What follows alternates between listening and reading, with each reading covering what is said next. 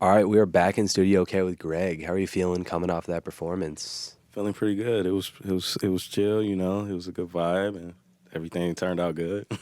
That's sweet. So this is your second time here, but first time doing the live Yeah, session. yeah, So yeah, yeah. we're happy to have you. hmm And the backing band today, you had Jimmy, Gavin, and Frequency. hmm hmm Is that the usual backing band, Yeah, it's or usually we missing Wayne on keys, so we usually had double keys, and then Matt runs keys too. Matt runs keys too on top of the okay, with the other guy, but he couldn't make it. But sweet. yeah. So I was curious about how the songwriting process works when you've got like a whole hmm band. Like, are they bringing beats to you and you're writing songs for it, or? So mostly they play music that I've already made, but Okay, Frequency does make like edits to make it sound, like how it's supposed to sound, like translate from instrumental to live and some little stuff that sure. So are you're he writing does. the instrumentals then? No, no. Okay. I usually have I work with different producers Okay, got and it. stuff, and yeah, I work with one producer a lot on some of this stuff, an engineer named Gibby, and Uh, also Hayden. Yeah, so. okay, sweet. Yeah, do you want to tell us about the songs we just heard? Those are all recorded, right? Yeah, yeah. All of those are recorded. Um, yeah, Lakeshore, they're all from different projects. Mm-hmm. I think so. So Lakeshore was the first song we did, and that was off of like a 4-track EP that I created. And it was sort of like a chill, um, more calming, but also bar heavy track. And then we had While I Listen Through the Grapevine, and that was off of one of my newest EPs called Children of the Hood. Uh-huh. Also, That came out this year, yeah, right? that came out this year. Yep.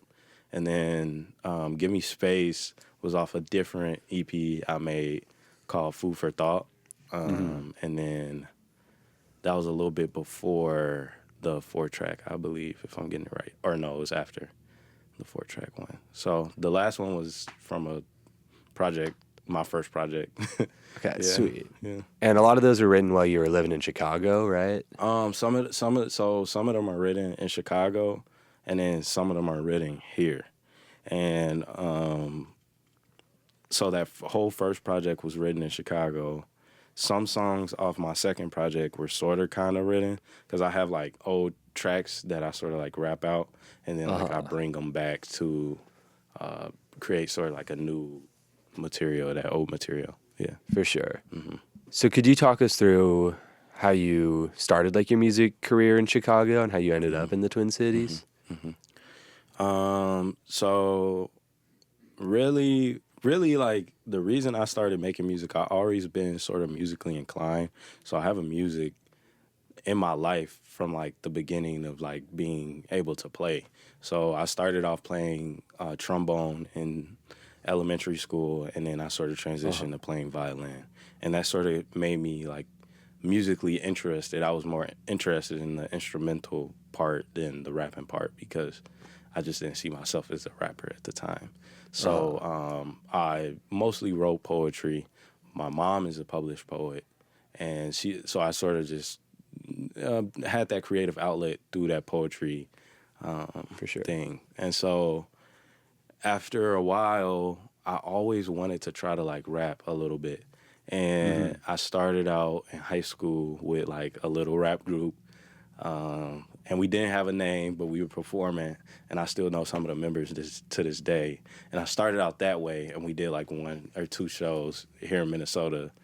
And yeah, and then after that, I just took a hiatus. And my cousin passed away, and he was an artist. And I didn't know. Like, I didn't know about it. Like, I just stumbled upon it after he passed, and then I was like, dang, like, he had this dream, and he was really striving to push for it. And it's sort of like, in me, I was like, dang, like, life is short. I always wanted to put everything into something creative. I didn't know what it was because I never stuck Uh-huh. with the other instruments. So I sort of said I would stick to rap, and I would try to rap. And that was when I went and created the first project, sort of inspiration from my cousin leaving us. Um, and yeah, that's how I got here to this point. Uh-huh. Mhm. And were there any like rappers that particularly made you want to get into rap or kind of influence your sound? Yeah. I mean, the typical. lyrical rap people we name Kendrick and J. Uh-huh. Cole and Classics. it's many people. I mean, Jay Electronica just released some heat recently. It's so many people. Jay Z, Nas, just like the goats. Yeah, To me, for sure. yeah. So, yeah, that Children of the Hood EP came out in January. What can you tell us about the process of writing and recording those songs? Yeah, so I wanted to write a project that sort of like highlighted the what was going on and the difference in marginalized communities living under distress and poverty and the hood, which is something that I took on throughout my life and throughout my childhood. So Hmm. I think that it's certain topics and certain things that people don't know, like it's certain things that don't matter, certain things that don't affect you economically, like that change in the world, if that makes sense, in the world, and then in the hood it stays the same. In the hood it's Sure. just the same. It's just another day. It's just another day being broke. It's just another day being surrounded by violence. And it just seems like, when people are not in that environment and they get affected by certain things, they're like, oh my God, I can't believe this is happening. But this has been happening to me and my people. And yeah, it was sort of a ode to that, I would say. Yeah, a ode to that. Yeah, Children of the Hood. And you also put out a music video for one of those hmm songs. Yeah, so I went to, that was called Put It in a Poem. Put It in a Poem, not a song. And I went to Chicago to sort of like record that video, and we had like a studio, like a loft situation. And yeah, a videographer that I worked with on my first project named Tone, he shot that video, and then yeah, I was like, let's do a quick video. I gotta do the certain videos in Chicago because I gotta go back home and feel that energy, Mm. Yeah. And another thing you did pretty recently, I believe it was in September, you played a mixed bill with some like Indian punk bands in hmm support of Omar Fateh. Correct. How'd you get involved with that? And what was that experience like? Uh, so I got hit up on the gram by I believe their name is Frankie. Frankie hit me up from Killed by Kiwis and just was like, Hmm. "Would you like to be a part of it?" And then I was like, "Yeah, of course." Like, yeah, you know, I'm down for the cause. And yeah, so I just got involved. Everybody was dope. It was a decent turnout, and yeah, I'm excited for the upcoming election, and really excited to see change potentially happen in the city. So Uh-huh. yeah, Has your music always been kind of tied to politics then? yeah. My music has always been tied to politics, and I have a policy background. So Okay. I worked on political campaigns for some of my first jobs. So I worked different politicians within Chicago before I came here. Sweet. Yeah. And you also opened for McKinley Dixon pretty Yes. recently. What Yeah. was that Yeah. like? How'd you get involved with that? I mean, yeah, the venue, First Avenue, kind of just reached out, and yeah, we took it from there, and it was good. Like, it was a very great turnout, and McKinley's dope, like really genuine person, seems like to me, and yeah, I would do another show with him any day. Uh-huh. Yeah. So I was hoping you could kind of run us through your songwriting process. I know we hmm talked about like you've got a producer that hmm you work with, hmm but yeah, what's like the process, right, of like writing your raps? So the process right now is I usually I usually get inquiries from different producers, and they send me stuff, and then like I put it in like a Dropbox folder or something, and then I have like producers that I seek out, and then I have stuff that I just find on YouTube. And Mm-hmm. so once I like to put together the instrumental sort of like layout first before I even start rapping. So I would grab that just because I think that the sequence of the songs and the transitions is so important. And I don't think that a lot of people focus on that. So I don't want to have like trap beat and then like jazz. Like I don't want to have that. Like I want to have you get slowly transition into a upbeat song if that's what I'm trying to intend. For sure. Yeah, so yeah, I do that, and then I sit down, and then I just write down, just pour my heart on the page or in my notes phone, and then I get to work. Yeah. the recording process is very short in itself. The Children of the Hood, I recorded in like 3 hours. I went hit up the engineer and we recorded it right then and there. Because that's sort of like how prepared I come to those sessions. Like it's already worked out. Yeah, for sure. And does each EP kind of have a theme, like you said that last one did? Or? Yeah, a theme. Yeah, definitely a theme. Definitely. Uh-huh. I would agree. So coming from Chicago, what do you think about kind of the Chicago scene and the Minneapolis scene, like compared to each other? Like what kind of differences are there? You know, it's pros about being in Chicago and pros about being here.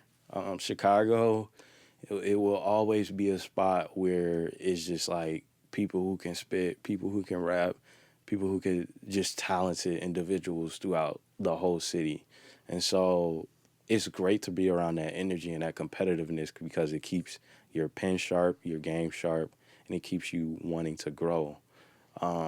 And I think that's something good to start out with, to know people are just as good as you, because I think it's good with staying humble. And so that's the difference. And the difference here is it is good people here. Yeah, it is. It is very talented artists, but it's a wide range of artists more here, to me. And then it's you got like more creativity that you can do and have more of an outlet here. You can be more creative here, in my eyes, because I think that it's like in Chicago, it's like you got to rap this way and talk this way and do it that way. But I don't feel that pressure here because I feel like this is a city where you can just be you and you can just be different. And I feel like you won't be judged. So, yeah. Yeah, for sure. Mm-hmm. And are there any favorite like Minneapolis or Chicago or just like Midwest rappers like right now or older people that are big inspirations? Like local? Yeah, Minneapolis or Chicago stuff. Yeah, I mean, it's so many people. With? Yeah, it's so many people. I would be sitting here all day. Yeah. One question we like to ask everyone who comes in is if you could play a dream bill that's Greg, and then you get to pick where it's at, and like 3 or 4 other bands or artists that are playing. Mm-hmm. You can be anyone, like dead or alive, broken up, still together. Anyone. What would that bill look like? Man, shoot. Ooh, this is just gonna be hard. I don't know. Man, I'm gonna just throw my favorite people on there, I think. So, I feel like I would throw Kendrick Lamar. I seen him live. He's the GOAT. I would like to see O-Gen too, so I would like to see Nas on there too with him. Yeah. And then I'll open up for them guys. Yeah, it could go me, Nas, Kendrick. Where's that show gonna be at? We could do wherever. We could do the U.S. Bank. Yeah. For sure. I'd be there. Mm-hmm. And then, final question. What shows do you have coming up, or are there any other recordings or announcements you want the people to know about?